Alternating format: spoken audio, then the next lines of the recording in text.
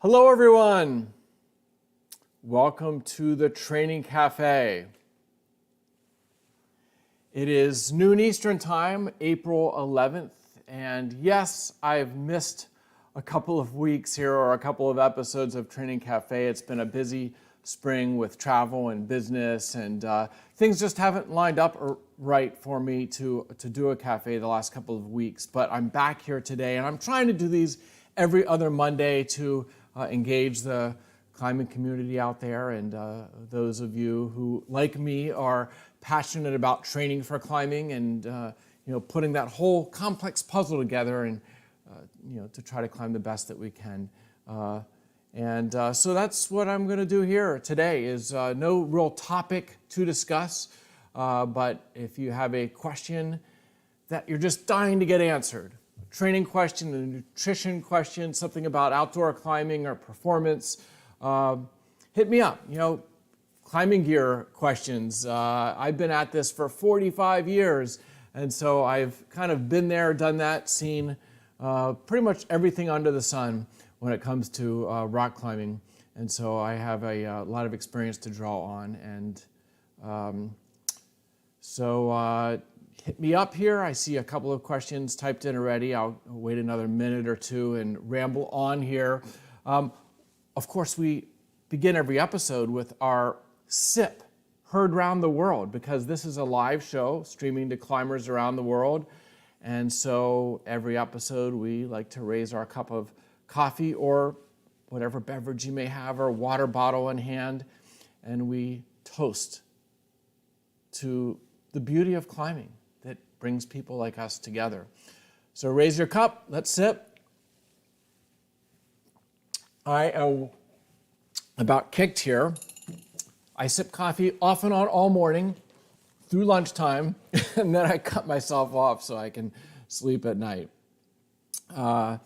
Couple of things. I've gotten out climbing a handful of times this spring, and I hope you have too. The weather's been so unsettled here in the eastern United States. I was at the Red River Gorge for 2 short trips, and I got snowed on both times. But I got some climbing in both times because the weather is so highly variable in the mountains and the Appalachians. And I got down to Chattanooga and did some climbing for the first time at a couple of places like Denny Cove and Deep Creek.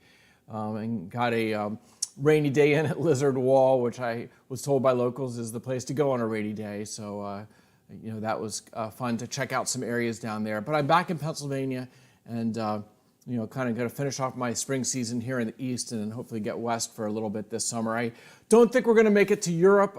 We had planned to earlier, but there's just too much going on.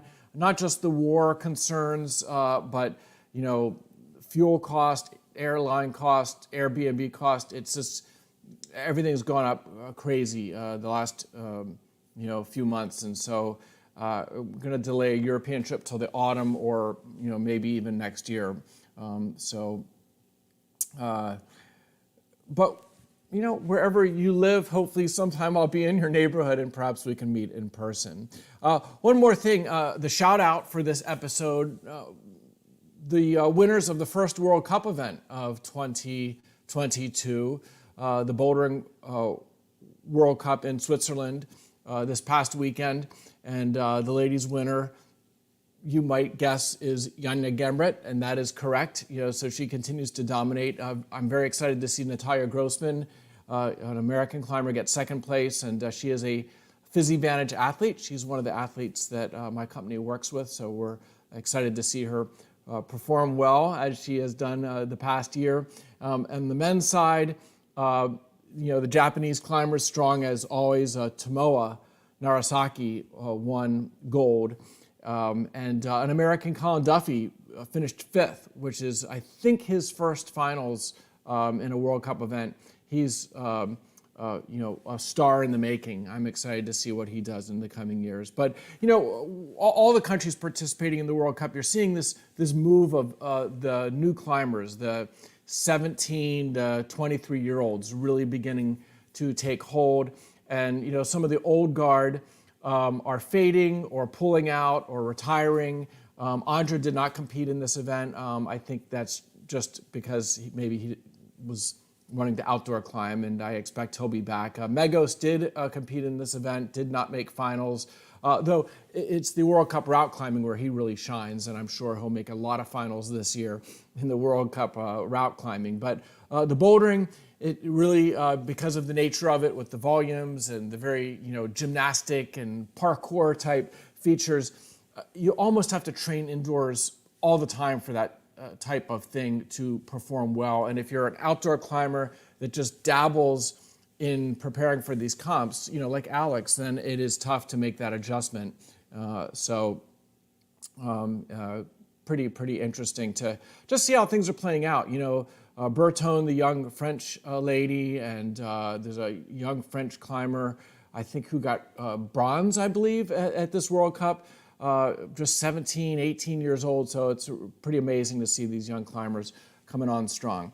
Okay, well, I see a handful of questions now in here. Let's move ahead and get to what is the important part of this episode, that is answering your training questions. So first up, if you want to put in with your question where you're from, that's cool as well, so we can kind of get a sense of the broad community that dials in here to Training Cafe each and every time. This question, how can I boost my skin of fingertip faster? And yes, skin wear is a big deal, especially boulderers grabbing really little holds and pulling a lot of their body weight on.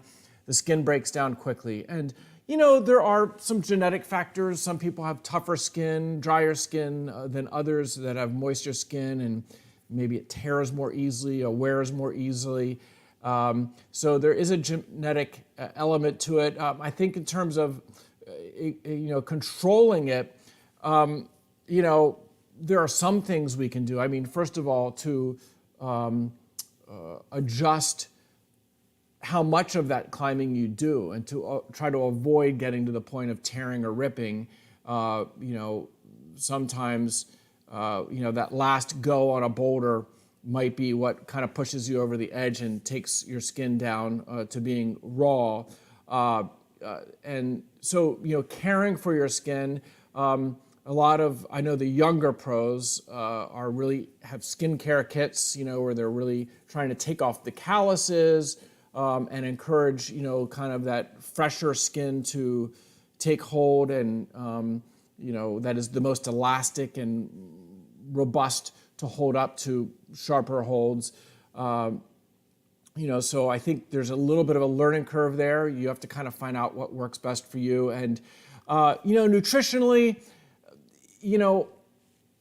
there's some research. It's not that great. I don't really promote it, but hydrolyzed collagen, which my company PhysiVantage makes supercharged collagen, which is a very advanced form of vitamin C enriched hydrolyzed collagen designed for supporting connective tissues, tendons, ligaments, the extracellular matrix that gathers force through our muscles, and it was really central to being powerful and strong on the rock as that connective tissue scaffold system. And while the supercharged collagen, there's pretty strong evidence that type of supplement can help with connective tissues. There's a little bit of evidence it can also help with skin elasticity, and therefore maybe make your skin a little more robust. Again, that's not something I promote, but a few of the pro climbers who use PhysiVantage supercharged collagen, Drew Ruana in particular, who's one of the best boulderers in the world. I think he's just done something like his 100th V14 or harder boulder.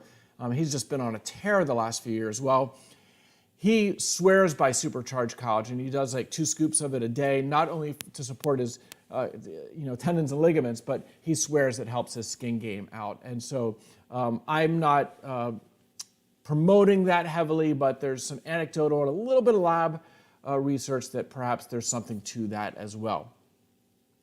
On to the next question here from Mickey Rose. And I appreciate the kind comments there.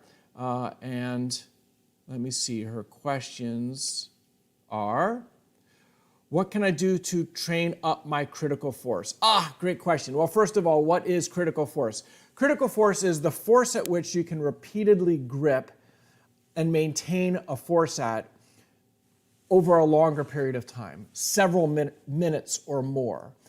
So it is the force that you can generate primarily through the oxidative energy system, through the slower twitch fibers that make ATP through oxidative phosphorylation. So that critical force would be, how much force you can apply continuously. And it speaks to, how well you do in those resistance routes, those longer routes that don't have really hard moves, but that just have persistent pulling. How long can you go before you start to get anaerobic and really pumped and acidy and fatigued? And so elevating critical force is something we're definitely after.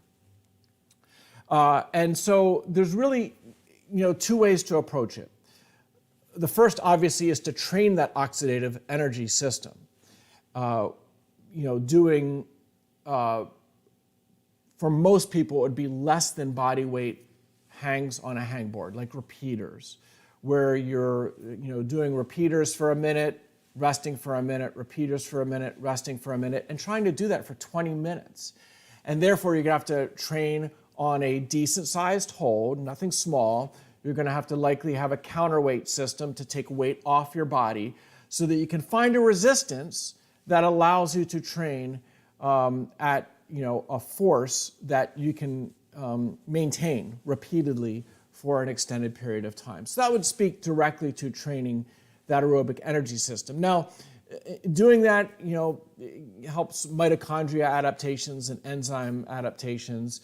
Obviously, if you do a lot of submaximal route climbing, like, yesterday I went to the gym here and did a bunch of laps on routes, most of them well below my limit, so that I was able to do a lot of repeats and avoid, failure, trying to climb through the pump, rather climb to the point of pumping out.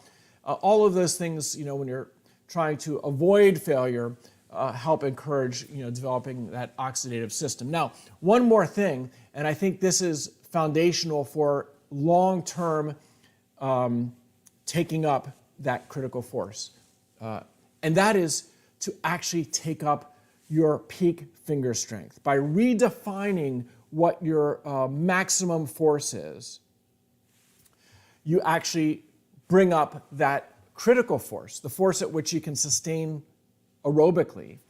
That comes up also by way of taking up your maximum grip strength. And here's how to think about it.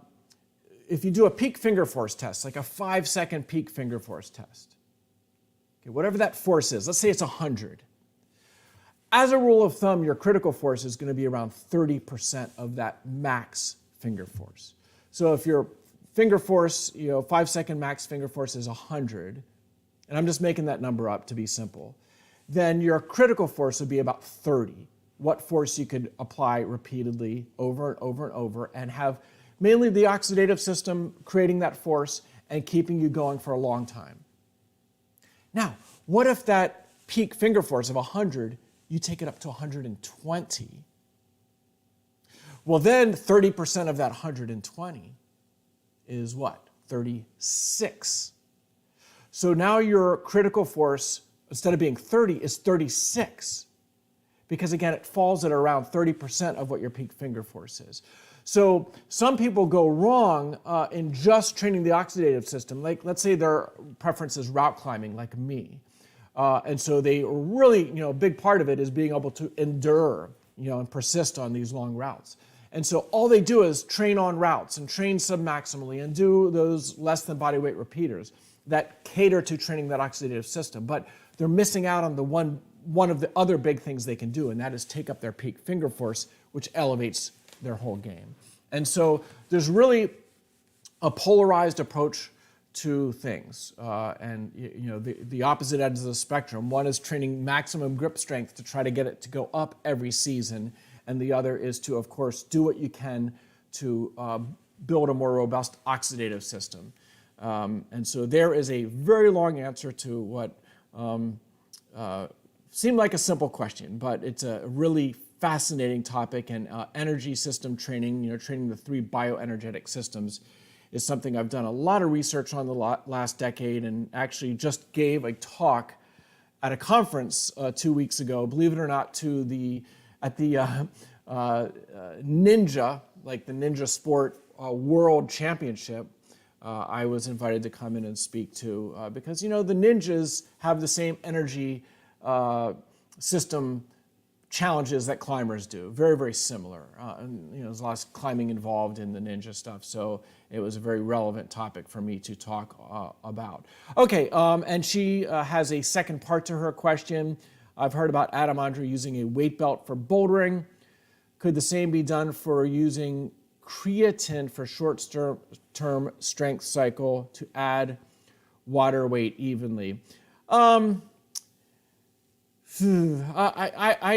like the weight belt, idea. In fact, I've promoted that. I think I was probably the first climbing coach in the world to ever talk about adding weight to your body for certain exercises and even for some indoor climbing exercises 25 years ago. And now, of course, it's the thing to do, at least if you're a more advanced level climber. Now, I'm not a fan of wearing it to boulder outdoors. Okay, performance bouldering and climbing on real rock, I think you should just be at body weight and be thinking about performance. But if you're in a climbing gym or you have a home wall, or system wall, something like that, you can put on a weight belt or add 5, 10, 15, maybe up to 20 pounds if you're really, really strong. It's kind of what my sons do often times to, develop strength. And really it's more about the anaerobic lactic system. When you do weighted belt bouldering, you get really acidy, you get really pumped. And so it's that lactic system that is really being targeted, with doing 10 to 30 seconds on a bouldering wall with a weight belt on.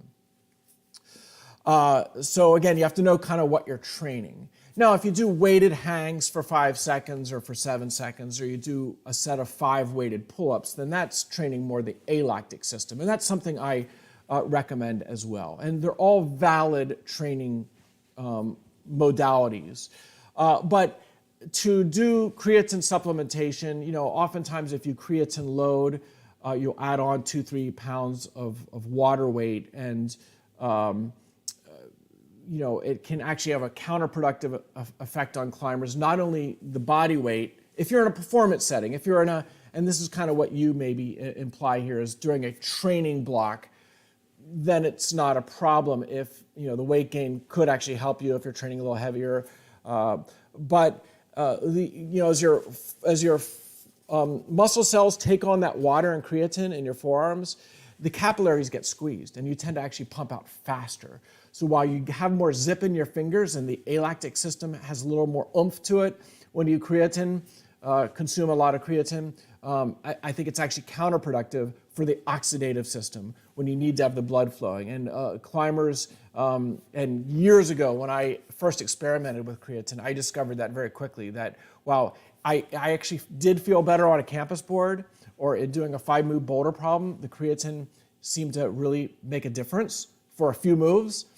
That when I got on longer boulders or routes, it was a nightmare. I pumped out super fast.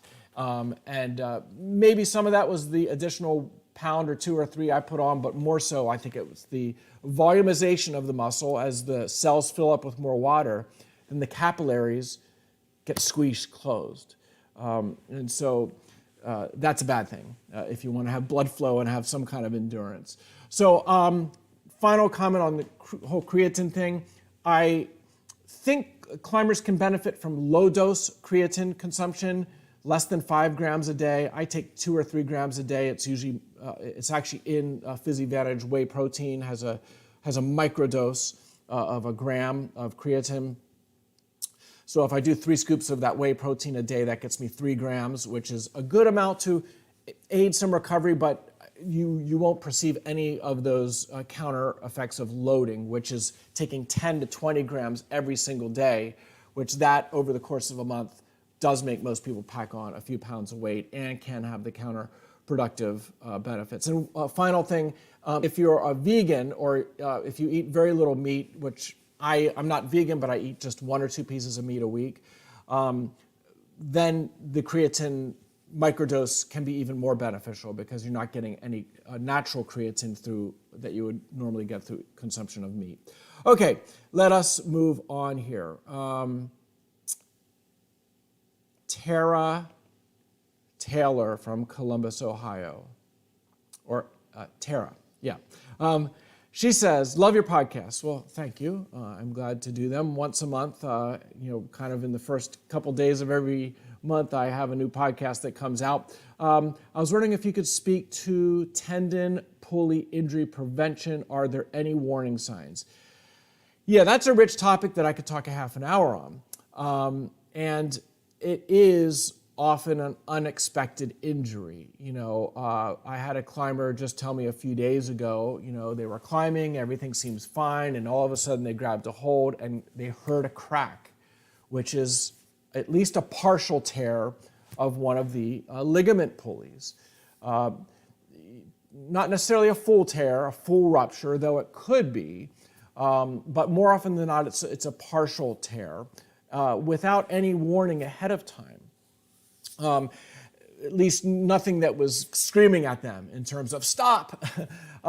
Now, many climbers that train hard and climb frequently observe just kind of a vague tenderness in that pulley area. Could be up here at the A4 or A2.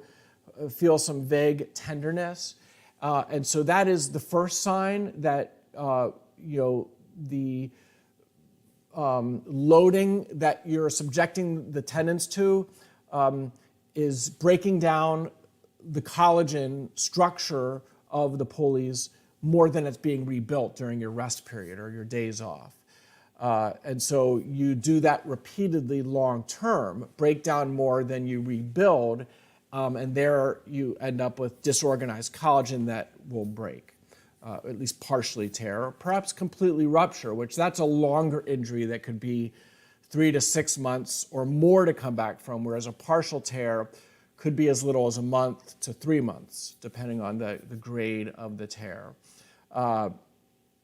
And so there is often no warning sign. That's the problem with these injuries. When your muscles begin to get sore or knotted, or you have a sense of a little bit of a muscle tear. The muscles are very richly innervated, not only good blood flow, but a lot of nerves, so there's a lot of pain sensation from our muscles. But our connective tissues, in addition to being virtually avascular, very poor blood flow, have very little in the way of nerves, that pain receptors. And the nociceptor threshold, what you can detect is only something more severe. So, you don't feel the pain oftentimes until the injury happens, even though it could be building. And so, there's an element of luck there, and it speaks to the importance of trying to appropriately scale your loading. If you think of your loading on your fingers is everything you do that's climbing related, whether it's, hangboard training, bouldering, gym climbing, outdoor climbing, all of that stuff that's loading your fingers in a substantial way is causing muscle and connective tissue to break down and remodel, and if given enough recovery time, adapt to become stronger. But the enthusiastic climber, it could be the newbie who discovers climbing and they go from not ever having climbed to going to the gym 5 days a week. Well, that's not sustainable for most people. That will precipitate an injury. Or it could be the climber that's experienced who gets a job as a setter and goes from climbing 3 days a week as just a climber to climbing 6 days a week as a climber and a setter. And that's not sustainable if they're pulling on their fingers 6 days a week and they haven't done it before. So, and we all go through periods maybe where we don't train for a few months and then we, outdoor climb for a month straight, go on a trip. And again, there's a mismatch, rapid ramp up in loading. Same thing happens in running. You buy a new pair of shoes, I'm going to get into running. And so you have run once a month previously, and then with the new shoes, you're like, okay, I'm motivated. I'm going to run 5 days a week. So you go from once a month to 5 days a week, and what do? You, after a month, have shin splints or plantar fasciitis or some other connective tissue injury that is an overuse injury. And so it's not unique to climbers' fingers. It happens in many sports to many types of athletes. And so the key is to be able to ramp things up gradually. And the other side of the coin is the recovery, having time, days off, and consuming enough protein, because all the carbohydrate and fats in the world aren't going to give the building blocks to your connective tissues. Connective tissues are 100% protein. And so you need, especially those collagen-specific amino acids. And so we have learned, as a group, elite level and pro level climbers, that hydrolyzed collagen every single day is a difference maker. Many recreational and veteran climbers have discovered, anecdotally on their own, that daily supercharged collagen dose is a difference maker, because it provides those specific amino acids that go to helping remodel the connective tissues. And so proceed cautiously. There's a little bit of luck in being able to kind of manage and avoid injury. If you climb long enough, you're going to get some type of a tweak or injury. That's I think unavoidable if you climb for 10 or 20 years. But having as few of those as possible I think, speaks a lot to your ability to kind of manage the training, the recovery, the nutrition, and a little bit of luck. And I think genetics are a factor there as well. Okay, moving on here. Simon from Wales says he's reading Beast Making by Ned Feely. He suggests 20-second max hangs for forearm hypertrophy, 3 to 5 sets with different grips. Do you think that would be a good protocol? I think variety is a good thing. I know a lot of people, even myself at times, you get stuck in one training program that you enjoy or one protocol that you enjoy. Some people really dig max hangs, 5 to 7 second max hangs. Other people really dig repeaters. And I think it is beneficial to be changing things up frequently. And so to throw in one session a week or maybe a block every couple of months of those 20-second hangs is not a bad thing. I don't know that there's any research to back up that specific protocol. There's just a handful of hangboard studies, and so I haven't seen one that addresses that particular protocol. But if Ned and his training experiences support that, then I'm all for it, and I don't think it's a bad protocol. I just don't think it should be the only protocol that you use. So again, I think you need to be switching things up to train the muscles in different ways from time to time.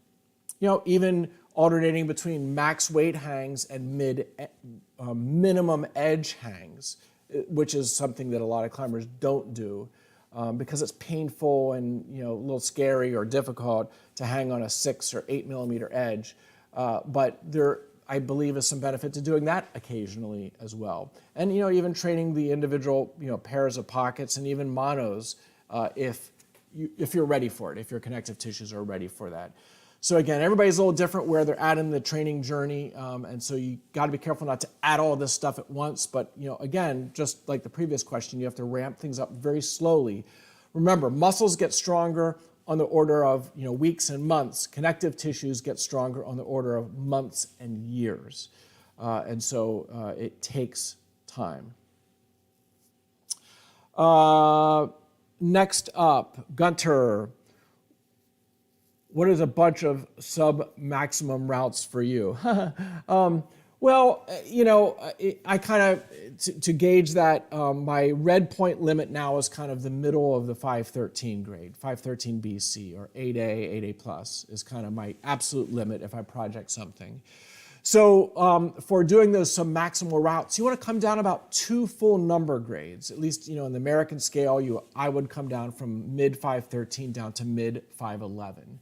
And so if I go to the gym for 3 hours, put a session in, I might do a 510, a 511, maybe a 12A, then back to an 11, then a 12A, then back to 11, then a 12A, then back to an 11, and then back to another 10. And so doing 8 or 10, and the routes at the gym I go to, Reach Climbing in Philadelphia, is, the leads there are 50 to 60 feet. Some of them are quite steep. And so if I do 10 50 or 60 foot routes, that's 500 or 600 feet of climbing. Typically, each route takes me about 5 minutes, and then I rest for maybe 15 minutes. And so in about 3 hours, including a warm up and such, I can get in a pretty good workout that is more aerobic than it is anaerobic. Those 12 A's, there might have to be sequences where I'm, occluding blood flow and going and getting more pumped, but they're nowhere near my limit at 12A. And so I'm not going that full anaerobic where you're just like, forearms are exploding and you're getting super, acidy in the cells, which is not what I'm after when you want to train the aerobic system. You want to be primarily generating ATP via the aerobic energy system, which means you have to keep the blood flowing.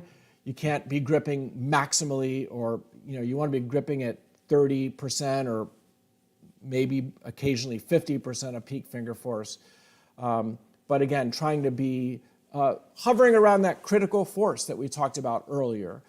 You can go over it sometimes, but you'll be under it sometimes also when you're standing on big feet with big hands. And so it's that kind of operating around that threshold is really good oxidative training, especially if you do it for a few hours. Again, if I'm at the gym for 3 hours, doing 10 routes that each takes 5 minutes, that's 50 minutes of climbing time hovering around that threshold zone. Okay, next up, I'd like to go back to climbing after a year on and off of climbing. Any advice? Yeah, ease back into it. Don't, in your mind, try to, think you need to go back to right where you left off in terms of the difficulty. You want to, again, regain some of that climbing fitness. If you, depending how extensive your climbing history was before that year off, if you climbed for 5 or 10 years, well then a lot of those connective tissue adaptations from that 5 or 10 year period will carry over. They're not lost, as much as the muscle strength goes away quickly if you take a year off. But the nature of connective tissues they are slow to adapt and to even hypertrophy at a snail's pace, but it's not completely lost during a break. The cross-linking changes over the short term, which has something to do with more the stiffness and the ability of the connective tissues to transfer force. That does change during a time off, but in terms of the diameter of the ligaments and tendons, once you kind of add to that, kind of like tree rings, this is a poor analogy, but just as tree rings add a ring on each year and get a little thicker, connective tissues add a little bit of collagen content when they're loaded frequently over many months and years. And so that very slow hypertrophy doesn't just disappear when you take a period off. So that's one good thing. And of course, your skills don't disappear. Your brain is amazing at, remembering how to ride that bike, so to speak. And so you take a season off or even a few years off, and you come back to climbing really quick in terms of your technique. And oftentimes, your technique and your head come back and make you feel you can climb back at your old limit, but maybe the muscles aren't ready for it yet. Maybe your body comp is still off. And so that's why I would give yourself a bit of a time to get, just kind of get the muscles reaccustomed to the unique stresses of climbing, and just have fun, So, okay, next question here. Does time on the wall trigger anabolism in the body? Does tendon building and rebuilding work through the same mechanism of action as muscle building? Well, that's kind of a complex topic, and I'm not quite sure how to interpret the questions. First part, does time on the wall trigger anabolism in the body? I mean, any significant activity, whether it's a high volume of lower intensity activity or a smaller volume of high intensity activity, so whether it's a day of easy route climbing or a few hours of hard bouldering, they both have physiological, impacts in terms of, stressing the body, there being some breakdown, and as long as it's not excessive, there's this hormetic effect, in the body that is beautiful. It's the kind of what doesn't kill you makes you stronger concept. This idea of hormesis is you stress the body, not to the point that it kills you or gets you injured, but you stress it a little bit and then it recovers and gets stronger and adapts. And that's what we as athletes are seeking. It's when you go too much, too much stress, too much breakdown, you dig a deep hole from recovery. And not only does it take you longer to get back to 100% or 101%, but if you repeatedly dig those deep holes and don't recover fully, that's what sets you on the path to overtraining syndromes, injury, illness, and even can have, psychological effects, on your body. And so I think, many passionate climbers, and I'm guilty of this at times, more in the past than in the present, but, doing too much, too many laps at the gym or, just too many goes on a project route or project boulder when there's little to be gained, from the 7th or 8th or 9th go on a boulder or the 3rd or 4th or 5th go on a route. You're not likely to send it because you have a high level of fatigue, but yet you still kind of beat your head against the wall thinking it's going to make me a better climber. And really, those last few goes when you're in a tired state are when injury can occur. And again, it digs you a deeper hole to recover from and actually prevents you from getting back to 100% sooner for your next session or your next workout. And so that's where you have to be very self-aware and have a good sense of when to say when it comes to training and climbing. And these effects happen, again, both to muscles and connective tissues. They both break down and they both rebuild. Again, the connective tissues rebuild much more slowly, which is why climbers tend to have more connective tissue injuries than they do muscle injuries. And in terms of supporting the recovery, well, for muscle recovery, it's the branched chain amino acids that are most important, specifically leucine. But consuming foods that have a lot of branched chain amino acids and at least 2 grams of leucine per serving has been shown in quite a few studies to accelerate strength gains and muscle recovery. And that's why animal-based products are really good for muscle recovery because they are high in the branched chain amino acids. Whey protein isolate, which is basically the most rich form of branched chain amino acids you can get in a protein powder. If you consume one of the vegan or soy powders, hemp powder or whatever's popular, you're not getting much of those branched chain amino acids. So you're getting protein, but it's not as helpful in muscle recovery as a good whey protein isolate or a good lean cut of meat. And so, being aware of providing your muscles those building blocks has a role in how fast you recover and potentially how quick you get strength gains. Connective tissues, it's more those collagen-specific amino acids. The tendons and ligaments in our bodies, 2/3 of the protein in them are just 2 amino acids, glycine and proline.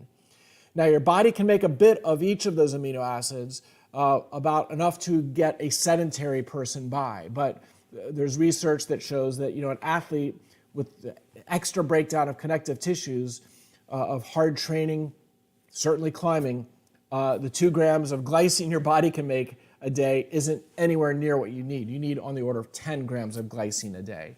And that's where hydrolyzed collagen, like supercharged collagen, comes in handy, because it is very rich in those collagen-specific amino acids. So you do a couple of servings of that in addition to other proteins that you consume throughout the day, both food and maybe a whey protein that has a little bit of glycine in it. Together you can feed the connective tissues and the muscles the building blocks they need to help them be anabolic, which is to grow stronger and more robust. Okay, on we go here from the UK. Completed a winter of max strength work and bouldering using a fingerboard, as well as boulders he has access to, and 12-meter routes indoors. What's the fastest way to transition into route endurance? Yeah, well, good job building the strength base. I think most climbers should dedicate a period of the winter to building that strength base. Obviously, if route climbing is your thing, though, you want to be trying to also develop the other 2 energy systems, the lactic and the aerobic energy system as well. And those 12-meter routes in the gym, typically you step off the ground on a 12-meter route in the gym, and it's hard from beginning to end. It's just trying to squeeze in as much climbing and effort as you can into a 12-meter route. So those 12-meter routes tend to be quite lactic in that, I would guess if you're climbing something pretty hard on those 12-meter routes, you're probably pretty wicked pumped. So you're using the aerobic energy system, but you're also going very, very lactic. And so that can be beneficial doing maybe 2 sessions a week on that type of thing. But to really train the aerobic energy system, kind of like what I was talking about a few minutes ago, how about if the gym has some of those 12-meter routes where there's something easier, well below your limit, where you could go up, lower off, go up, lower off, go up, lower off, 3 in a row without a break. And again, trying to avoid failure. So you have to, down select your grade of climb. But in doing those 3 goes, or even just 2 goes, but 3 would be, pretty. That would get you 36 meters of climbing. So over 100 feet of climbing. Basically half a rope length. So there you go, 3 laps on that. And trying to avoid failure when doing those 3 laps would be a very aerobic focused workout. It would be, somewhat lactic, obviously, but if you, had it scaled down enough where you were just getting like a 5 out of 10 pump, 6 out of 10 pump, not ever going to a 9 or a 10 out of 10 pump, you would be really in that threshold zone. And so that would be a good session to do once or twice a week as well. I would say even twice a week as you're preparing to transition to outdoor climbing. And obviously the more aerobic training exercises like repeaters at less than body weight or pull-up intervals, things like that are longer duration and lower intensity. Anything like that would be quite good. Okay, next question here. And we're about 45 minutes into this episode, so I'm going to wrap it up here soon, but I see a few more here I'll get to, and then we'll call it a day here. When aiming for finger strength, there are a lot of different protocols, 753, 5, 180, 7, 180. Some work better than others for different climbers. Should I mix them? So yes, very good question. All 3 of those protocols you mentioned are max strength protocols. And the 5-second hang or 7-second hang followed by a 3-minute rest, or 180 seconds as you put it, that is the classic max strength protocol. Ava Lopez has a paper that she published using that protocol. And it's a terrific protocol. I kind of consider it the entry level or place to start with max hangs. For somebody just beginning hangboard training, or somebody coming back to hangboard training after a climbing season of just climbing, doing that 5 180 or 7 180, probably 7 180 I would recommend out of those two, or even 10 180, honestly. It would be 10 seconds on, 3 minutes off. It would be pretty good. For a more advanced climber, the 753, that's why I invented that. That's a protocol I came up with a decade or so ago, looking to give elite climbers who had kind of milked all they could get out of a 7 180 or out of the 10 second on, 3 minute off protocol. I mean, those protocols don't work forever. They just don't. That's not how training is. You need to confuse the body. You need to give it new training stimulus. And there are a number of ways that you can elevate the game there, or change up the training to make it more elite level. And the first step is to go to the 753. So 7 second hang, 53 second rest, which is partial rest. You'll get about 50% of your creatine resynthesis that is being done by the mitochondria. You'll get about half of that back during that 53 second break. Then you do another 7 second hang, another 53 second break, and then a third 7 second hang. And so that really taps into the fast twitch fibers. It gives you enough recovery to make those second and third hangs very high quality. And if you get the weight right and do those 3 7 second hangs, it's very, very effective. Then you would take a 5-minute break, and then you would do that again. And that's the protocol I use, by the way. I do a very extensive warm-up, of body weight hangs and even some lower weight hangs. And then I do 60 pounds from my harness. I'm on a 20 millimeter edge, and I do 753. I do 3 of those, one set of 3. Then I increase the weight to 70 pounds and do another set of 3. Then I rest another 5 minutes, and then I add another 10 pounds. So I'm up to 80 pounds hanging from my harness, 2-handed hang on a Ava Lopez 20 millimeter edge, and I do another set of 753s. And so those 3 sets of 3 hangs is 9 reps, 9 total hangs, which is way more of a stimulus than just doing, say, 3 sets of the 7 180 that you mentioned, which would be just 3 hangs. So again, I'm saying you start with that, but you progress maybe after a year or 2. Everybody's different. Some people might take many years to be ready for that. So again, that's exercise prescription and program design is really a critical thing. Some people are really intuitive and good at figuring out what's right for them, and other people really need a coach to guide them. And so the 753 is more of an elite level protocol. And then you want to go one step further, is to add a complex to the 753 protocol, where you do the 3 7-second hangs, and then during that 5-minute break, you do a couple of campus exercises. And so that's called a complex, where you couple them together. And though I rarely do that anymore, it's what my sons do, who they're both super high-end, high-level climbers for their ages. And they've been training many years, and their body can tolerate it. So I'm not recommending anybody here, quickly rush into that complex, but that's the next step. So yeah, it's, training is not about doing more of the same thing. It's about doing different things that slowly escalate the training stimulus. And so while there are some activities you have to increase volume on, especially the submaximal stuff, that has to generally increase in volume year over year. Okay, you need to build capacity. People like, the pro level climbers can climb hard all day long because they've developed incredible capacity. But they don't get that capacity by training 8 hours on a fingerboard or a campus board. Of course not.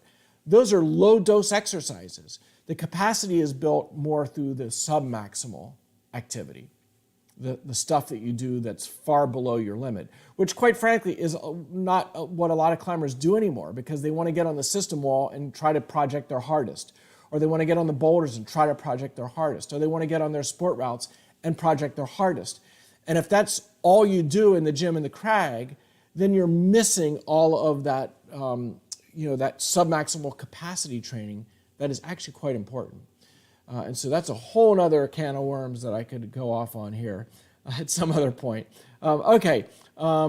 Question here, another one on hangboarding, your opinion on 7-3 repeaters versus max hangs. Yeah, and I guess I've just kind of covered this since perhaps you typed this in, but 7-3 repeaters, if they're done right, okay, I'm not talking about one set of 7-3 repeaters that ends at failure.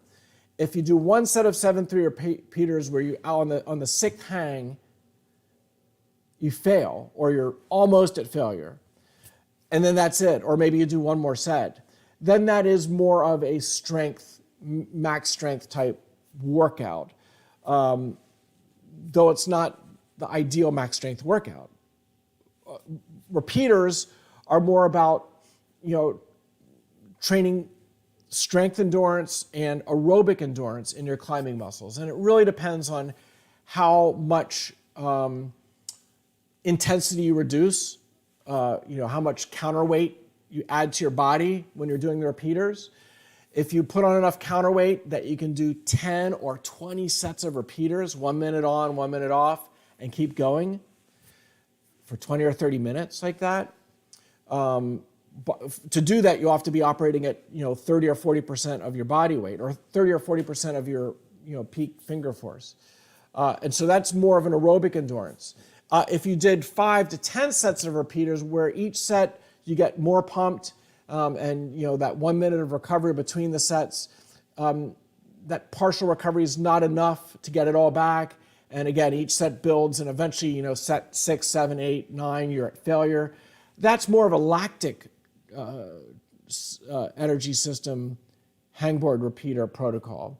And again, that would be classified as strength endurance, absolutely. But again, is it lactic strength endurance or more aerobic strength endurance? And so, again, a lot of nuance, really, really important there. Okay, thank you, Gunter. And I guess that brings me to the end of the questions. So coming up on almost an hour here, I guess I'll wrap it up for today. I appreciate all of you tuning in with your coffee and talking training here, and spread the word to your climbing friends about the Training Cafe. I try to do these every other Monday, though I do miss every now and then. But spread the word. Let's build this community. And a few other places you can follow me. If you're into podcasts, I do a Training for Climbing podcast, one a month. Subscribe on your phone and have it download every month. And I think there's over 70 or 75 of my podcasts from over the last, 6 or 8 years. So there's a lot there. If you went back on episode 1 and started, it would be basically a undergraduate or maybe a graduate degree in training for climbing, because I've covered everything in great depth over the last 7 years. It's a tremendous resource that is free that I'm happy to provide to you. Of course, I do write training books, Training for Climbing, the world's best-selling book on climbing training in 5 or 6 different languages out there. So if you haven't picked up a copy yet, please do.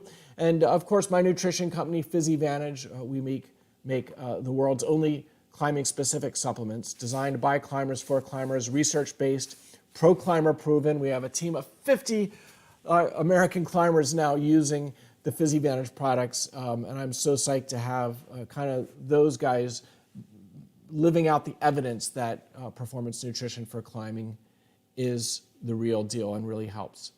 And so with that, I will sign it off today, wishing you a fabulous spring season. I'm heading to the Red for a brief holiday weekend. Hopefully it won't rain on me or snow, as has been the trend recently. And I hope you visit some climbing area outside and enjoy a day of climbing sometime soon as well. And I hope to see you again in 2 weeks here at the Training Cafe. Till then, bye-bye.